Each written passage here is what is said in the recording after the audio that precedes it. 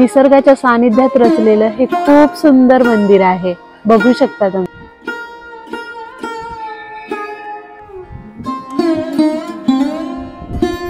म्हणतात ना, पुणे तिथे काय उणे। पुणे फक्त विद्येचं माहेरघर नसता एक नैसर्गिक सौंदर्याने खूप असं नटलेलं शहर आहे, आपण असं म्हणू शकतो। पुण्याच्या जवळपास खूप खूप सुंदर सुंदर अशी ठिकाणं आहेत, ज्यापैकी आज आपण एका ठिकाणी जाणार आहोत, जे पुण्यापासून 30 ते 40 किलोमीटर अंतरावर आहे। खेडशिवापूर पासून लेफ्ट घेतल्यानंतर पठारवाडीकडे जाणारा हा रस्ता आहे। या ठिकाणाला करे पठार म्हणून सुद्धा ओळखलं जातं आणि इथेच करा नदीचा उगम सुद्धा झालेला आहे।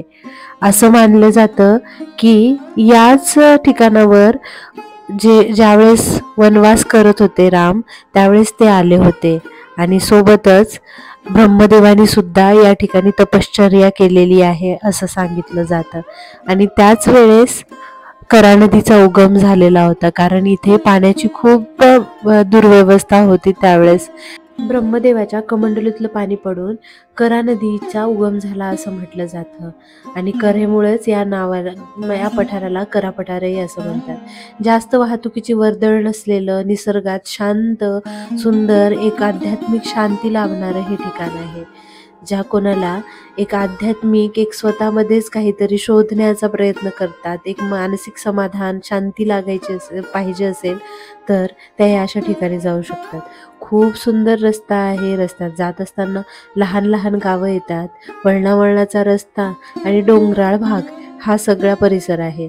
तर आपण आलेलो आहोत चतुर्मुखी महादेव मंदिर, जे आहे पठारवाडी येथे। मंदिराचा परिसर खूप सुंदर भव्य दिव्य आहे। मंदिरामध्ये प्रवेश करताच सुरुवातीलाच आपल्याला ही नंदीची सभामंडपात असलेली एक मूर्ती दिसते। हॅलो, नमस्कार मंडळी, मी स्नेहा आणि स्नेहाच्या दुनियेमध्ये तुमच्या सगळ्यांचं स्वागत आहे। आज आपण आलो आहे पुण्यापासून थोडंसं लांब असलेल्या एका शिव मंदिरामध्ये। चला हे मंदिर बघू कसं आहे। सायंकाळच्या वेळेला ह्या मंदिराचा परिसर खूपच खुलून दिसतो। सूर्यास्ताची वेळ असते, सूर्य मावळताना पाहताना खूप छान वाटतं। मंदिरात प्रवेश करताच तुम्हाला ही मूर्ती दिसते नंदीची, जे की महादेवाचं वाहन आहे। तिथे बरेच छोटे छोटे मंदिरं आहेत। दत्त गुरूंचं सुद्धा मंदिर आहे तिथे। तिथे गेल्यानंतर मनाला असं खूप प्रसन्न वाटते, खूप छान वाटते, एक आध्यात्मिक शांती आपल्याला या ठिकाणी लाभते। मंदिराच्या परिसरामध्ये बसायला तर खूप छान वाटतं। मंदिराच्या सुरुवातीलाच, गर्भगृहाच्या सुरुवातीला अशा 2 दिमाखदार दीपमाळा आहेत आणि त्याच्याच बाजूला असे छोटे छोटे लहान लहान मंदिर आहेत। त्यामध्ये गणपतीचं आणि महाराजांचं एक मंदिर आहे। तर हा आहे मंदिराचा आतला परिसर। मंदिरामध्ये जे दीपमाळा आहेत त्यावर शिवस्तुती सुद्धा कोरलेली आहे। मंदिराचा परिसर जे कोणी मनशांती शोधत असतील त्या लोकांसाठी एक चांगली विलक्षण पर्वणी आहे आपण म्हणू शकतो, जिथे निसर्ग आणि अध्यात्म हे दोन्ही सुद्धा साधता येतात। मनाला एक वेगळं आध्यात्मिक सुख लाभणं खूप महत्त्वाचं असते, तर ते या मंदिराकडून, या परिसरात आपल्याला मिळत असते। दिमागात असणाऱ्या ह्या दीपमाळा आणि हवेमध्ये झुलणारी, नाचणारी ही झाडं। आता आपण मंदिराच्या आतमध्ये जाणार आहोत। मंदिराचा सभामंडप भव्य दिव्य आणि खूप सुंदर आहे। जे दाराचं नक्षीकाम केलेलं आहे ते खूप छान आहे।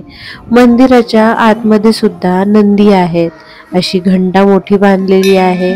ते पण खूप छान वाटतं, प्रसन्न आणि एक एनर्जी तिथं हे करतात। हे ठिकाण जास्त लोकांना माहिती नसल्यामुळे इथे गर्दी पण तितकी काही नसते, गर्दीही नसते। तुम्ही कुठल्याही वेळेला आले तर शांत, सुंदर, स्वच्छ परिसर तुम्हाला दिसतो। लहान मुलांसाठी, वयोवृद्धांसाठी आणि आपल्यासाठी सुद्धा हे एक आध्यात्मिक शांती देणारं ठिकाण आहे। तर हे आहे मंदिराचं गर्भगृह। इथे असे 4 असे पिलर्स आहेत आणि आतमध्ये पूजा केलेली ही महादेवांचं म्हणजे शिवलिंग आहे। तर त्यावर असं खूप सुंदर पाणी पडत असतं तिथं. ते अक्षरशः शिववरती धारच सोडलेली आहे पूर्ण वेळ आपल्याला असं दिसते. महादेवांना बेलपत्री फुलांच्या साह्याने खूप छान सजवलेला आहे. आणि हा आहे मंडपाचा सभा मंडप आणि सोबतच हे त्या दगडावर कोरलेलं नक्षीकाम. खूप सुंदर काम आहे, खूप छान दिसतं.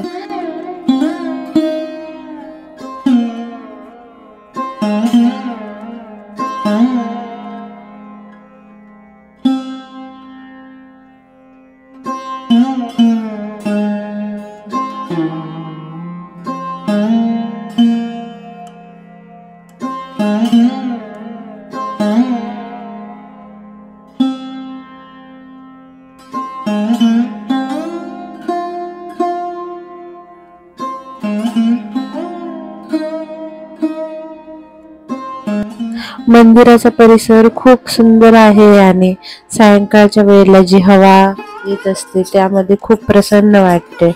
इथे छोटे छोटे मंदिरं सुद्धा आहेत आणि मंदिरामध्ये चाफ्याची, वेगवेगळ्या अशा फुलांची आणि शोच्या झाडांची खूपच छान अशी लागवड केलेली आहे. तिथेच एक दत्तगुरूंचं मंदिर सुद्धा आहे. छोटस मंदिर आहे पण मूर्ती मंदिरातली खूप सुंदर दिसते. दत्तगुरूंचा त्रिमूर्ती अवतार आहे हा.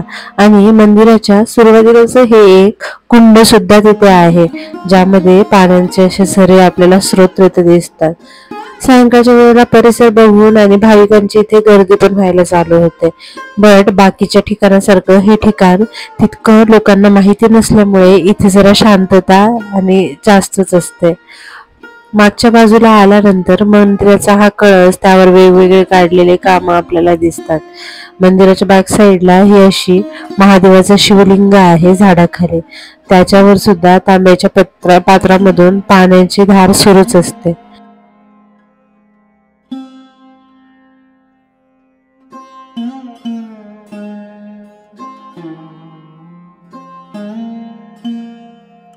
एक शांती आणि सुख आणि अध्यात्माचा एक छान असा मिलाप असलेला हे ठिकाण आहे. हा व्हिडिओ तुम्हाला कसा वाटला, नाही माहिती कशी वाटली ही मला कमेंट सेक्शन मध्ये नक्की सांगा. तुम्हाला हे मंदिर आधीपासून माहिती होतं का, नवीनच तुम्हाला ह्या एका ठिकाणाची माहिती झाली, हे मला कमेंट सेक्शन मध्ये नक्की सांगा.